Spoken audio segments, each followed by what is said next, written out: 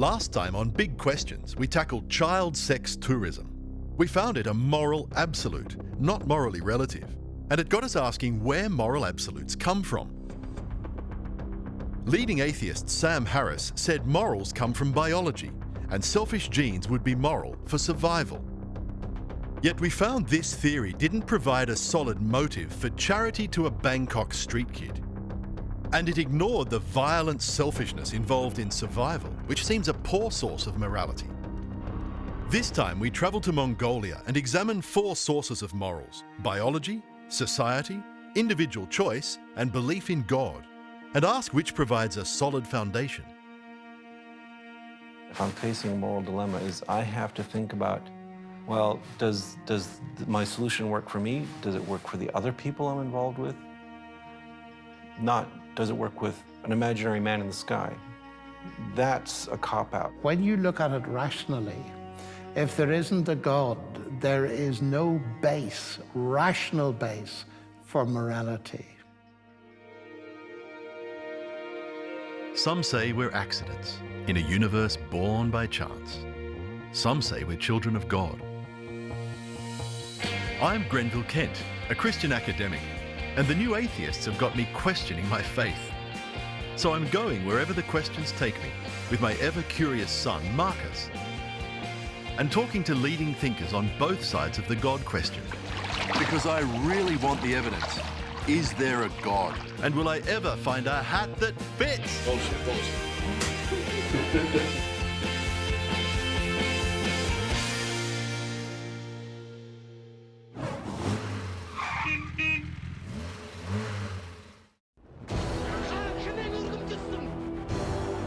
Can biology give us morality? Think of a bloodthirsty dictator killing and raping his way across the map to build the largest land empire ever. And if you were to talk about a selfish gene, this guy is the most successful reproducer ever known. Genghis Khan, or as they call him here in Mongolia, and they should know, Genghis Khan.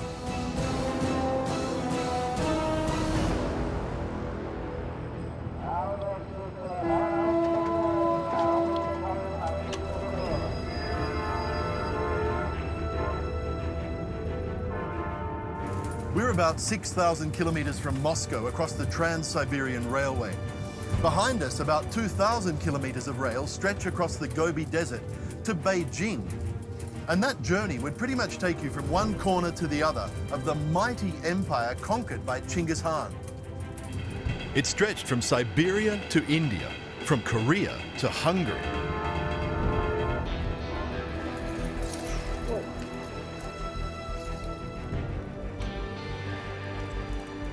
He built it on 50 years of World War.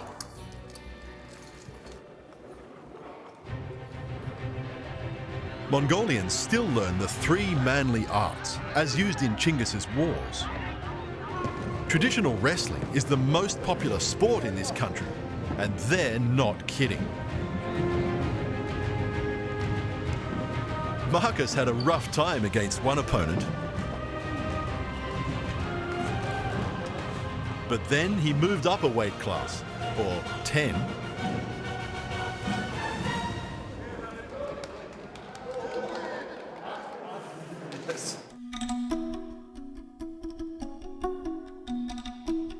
The second manly art is beautiful to watch and quite difficult to learn.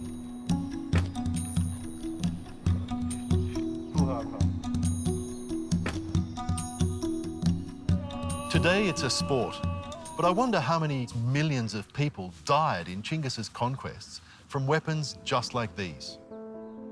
Genghis moved fast because every soldier in his army had the fastest attack weapon of their day, the horse. In today's Mongolia, Genghis is everywhere, on the money, on the alcohol, just not on the monuments from the communist era, when studying him was banned. Genghis Khan бол бидний өв эцэг шүү дээ. Монголыг үндэслэж авах хонлогч. Genghis Khan is the most popular person in Mongolia and we respect him. He is the most great man in the world. Some of people hate him, but our impression is that he is a hero of it. Чи одоо маа Монгол улсын ганц үүсгэн байгуулсан Монголын төр тус гэдэг зүйлийг үүсгэн байгуулсан. That could be literally true. Recent genetic studies suggest Genghis Khan is the ancestor of 8% of people in Mongolia and across huge parts of Asia. That would make him dad to a whopping 1 in 200 people on Earth today. After 800 years, that's a successful gene. Professor Bumbain Dashniyam was an author of the international studies. Ancestor of this 8% of men living today in Central Asia is Genghis Khan. If we calculate further, then 0.5% of men around the world carry this cluster of genes. So all these children would need, of course, lots of mothers. So he had 3 official wives, hundreds of unofficial wives, and who knows, thousands of women given to him in conquered territories. A lot of clans, ethnic groups from some other countries there also present their daughters. So defeated Khans, they present their daughters or sisters to Genghis Khan or to his sons as a present. So therefore, his genes were distributed around the world. Some people say he was a good man, some people say he was a bad man, and so on. This, of course, he has 2 sides. There's a controversial Genghis Khan quote that the greatest happiness a man can know is to conquer his enemies and drive them before him, to ride their horses and seize their possessions, to see the faces of those who cared for them bedewed with tears, and to clasp their wives and daughters into his arms.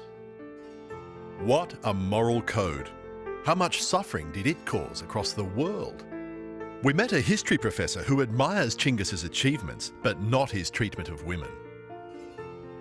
Did those other women have a choice?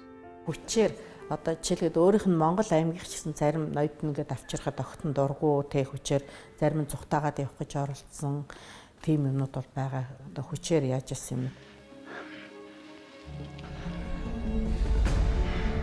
Болохгүй. Эцэг тийм ээ. It's horrible to think, but rape spread his genes. So is there a biological argument against rape? Or could a selfish gene find rape a successful survival strategy? Leading atheist Sam Harris. There's an evolutionary story to tell about the desire to rape people, and we're not the only species that rapes. And you know, the evolution of the evolutionary psychology of rape is not uncontroversial, but there's no argument that rape is good or worth protecting as a human right, because human beings have always practiced rape, and we have now an evolutionary story as to why they might want to do that. Rape is clearly an immense cause of human suffering, and we're right to find it morally abhorrent, and we're right not based on any talk about evolution, we're right based on a talk about human well-being and what creates healthy societies, and how men and women can collaborate peacefully and trust one another, and how and all of this is a present conversation about human psychology that has really flown the perch created by evolution. Sam Harris knows rape is wrong, but he doesn't seem to base that moral belief on evolutionary biology. He knows rape creates suffering, but why would Genghis care about the suffering of some pretty peasant girl? He has the power. Why wouldn't he just spread his genes and do whatever he wanted? Sam Harris wants us to go beyond evolution. But how, in the atheist view, could we do that? What is there in us other than biology? There's no nice way to say this. His genes survived so well because of mass rape and mass violence. But is that biological success a human success we should aim for? What if we all acted like that? So I can't see how biology is enough to explain the moral facts we try to live by, or the ways we do care for others. You could make an argument that in some way I will be able to pass my genes on to my successors more effectively if I was nice to other people and they were nice to me. Because in the end, it's saying, look, altruism is about enhancing my survival prospects and hence the capacity of myself to propagate my genes. I accept that that framework is plausible. But if we begin to use the language of, does this actually fit in naturally and easily? Well, it doesn't really. It's actually quite unnatural to be nice to other people. We see this in everyday life, unfortunately, that very often it's about number one, namely me, against everything else. It's not good enough to say, look, for scientific reasons, we ought to be nicer to other people. We need to be inspired and enabled. And it seems to me without a doctrine of the transformative power of divine grace, we're locked into our selfishness and we can't break free from it. Many people think morals come from living in a society, because even a selfish gene needs neighbours. A selfish gene would motivate monkeys to live together to look after each other.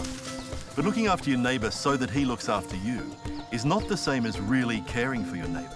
Because if he got too weak to help you back, you'd pretty soon stop helping him.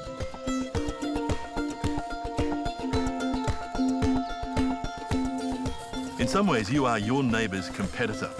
So if you can put your genes into his wife, or steal his resources and still look like a good neighbour so he doesn't fight you back, then that would be a logical survival move.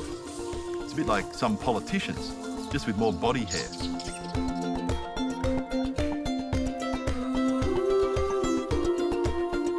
Living in a society promote... Oh, that's my lunch.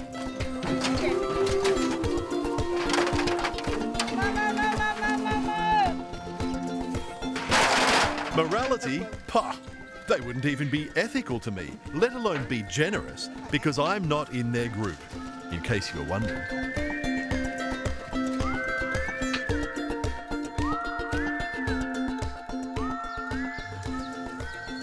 Out-group altruism, as they call it, costs you resources for your survival.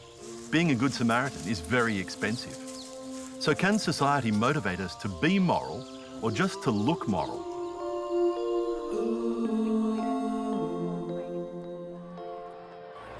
And how much does it really take to break down the veneer of civilization when people blame society for their problems? The London riots revealed a city exploding into looting, arson, tribal violence and anarchy within a matter of hours. And which society has morality all worked out? Signs on white women only and water fountains colored only. I'm old enough to remember that.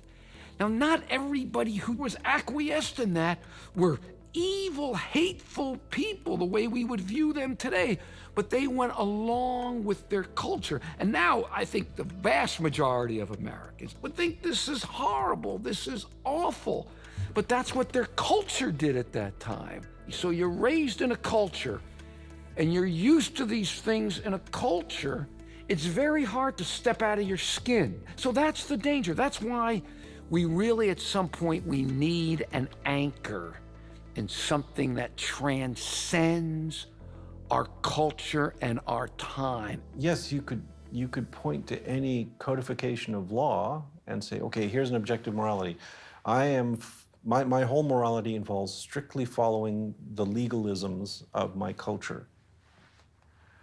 But we know where those legalisms come from. You know, that these are produced by lawyers and politicians and people who work this kind of thing through. They don't indicate the existence of a deity. They indicate the existence of lawyers.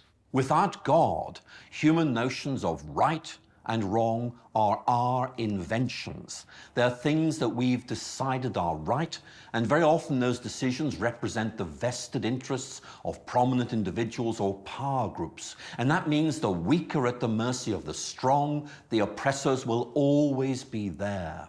If there is a God, then that God is over and above us. And that means that here is a basis for morality which is independent of our decisions.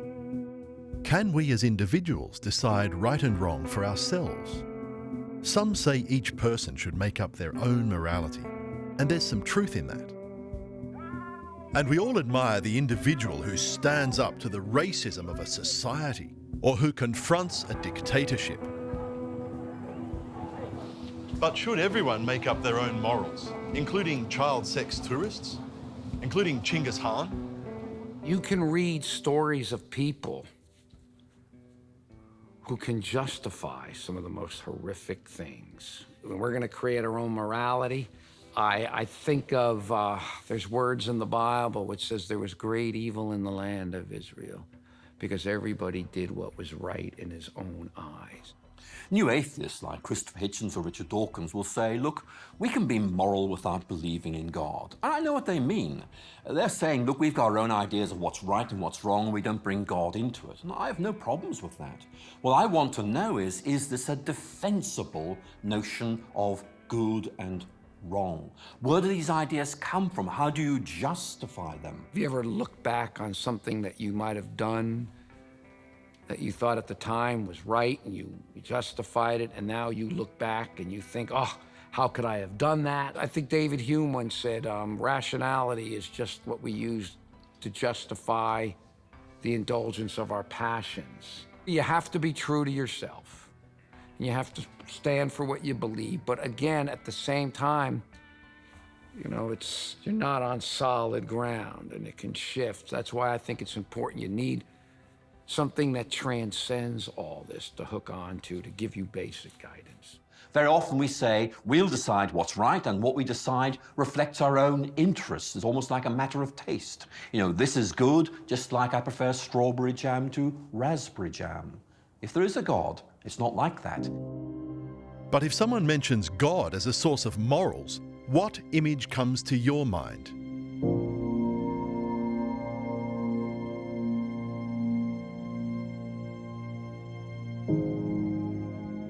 You could say the new atheist movement started in the dust of September 11, a reaction to religious extremism. Pascal once said, never will a man do evil more willfully or more cheerfully than when he does it for religious purposes. And this was a very religious man who said that, so he acknowledged the danger here. People have done some pretty horrific things convinced God has told them to do it. And the problem is not with God. I believe that God's a moral God and he gives perfect moral code. It's how we humans interpret it.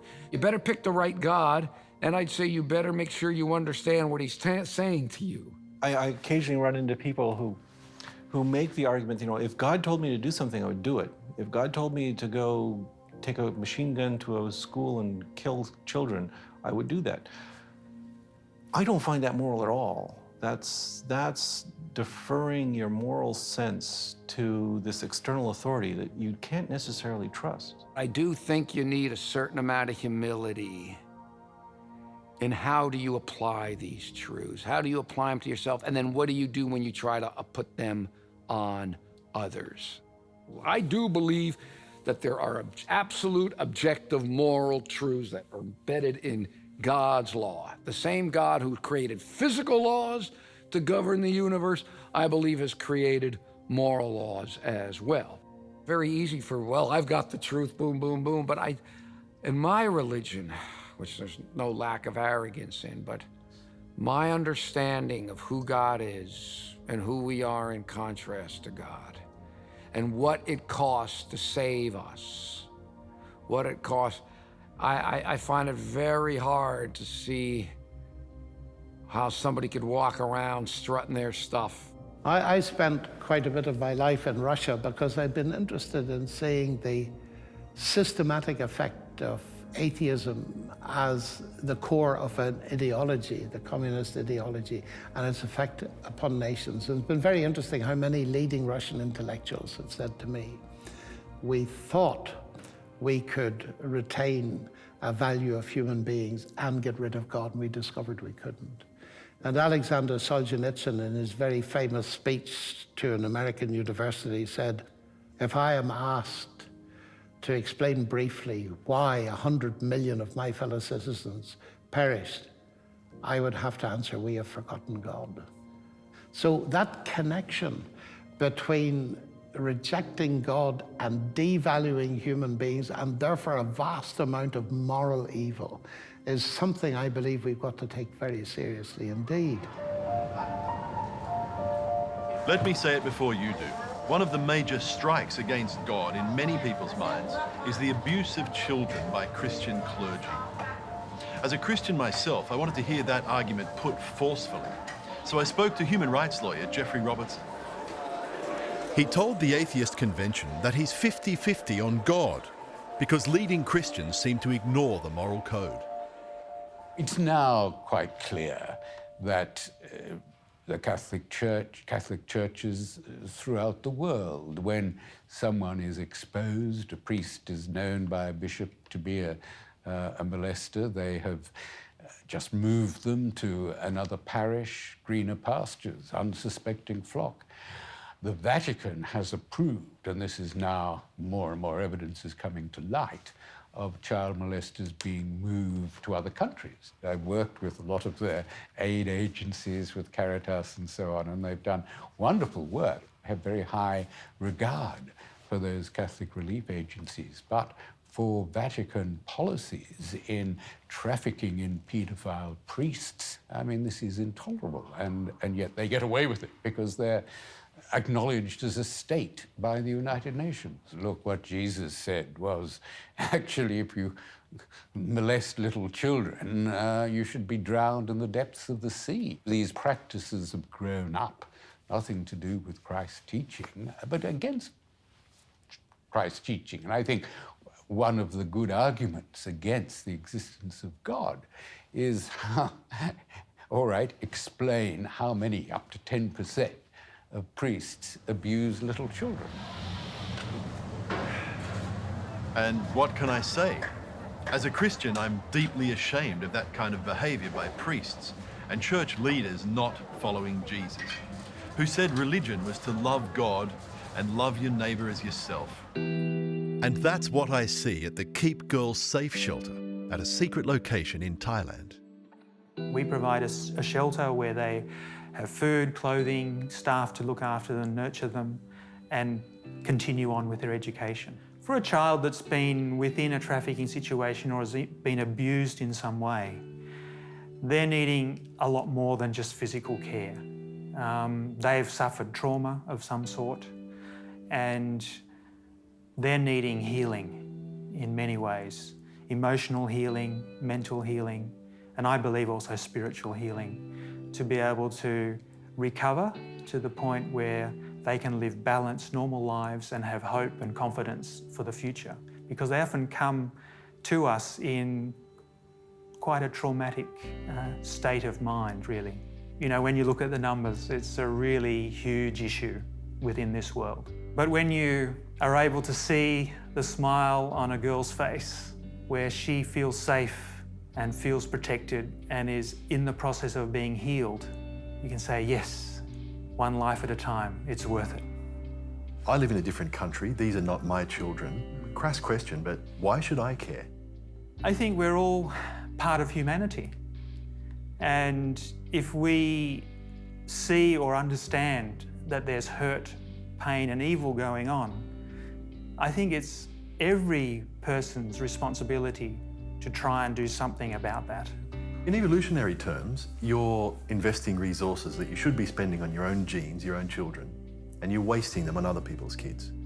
If we look at humanity basically being self-interested only, I think we miss a lot of what is actually within humanity.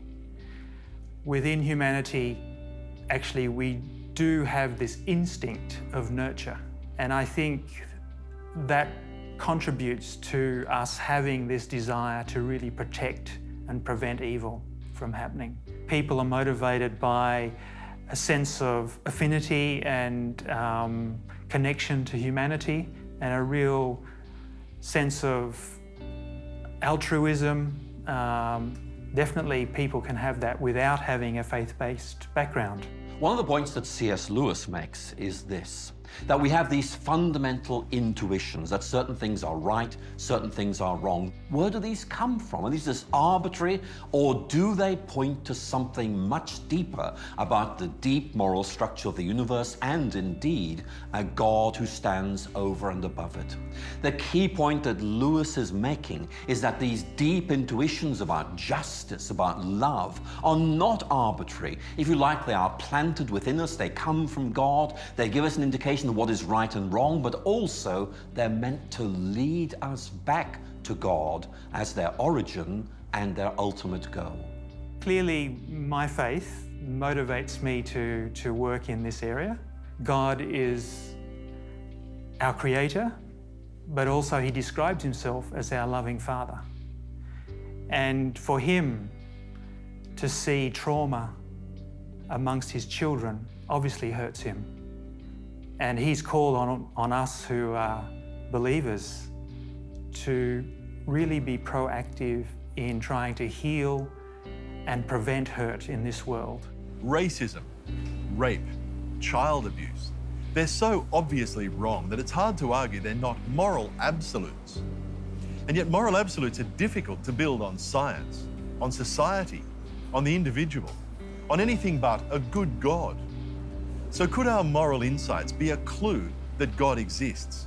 Religion may be morally flawed and human, but could there be value in a spirituality that motivates love of neighbour and love of enemy, that sees the other not as a piece of matter in a meaningless universe, but as a person loved by a God who cares for the well-being of all his children in the world tonight? What do you think?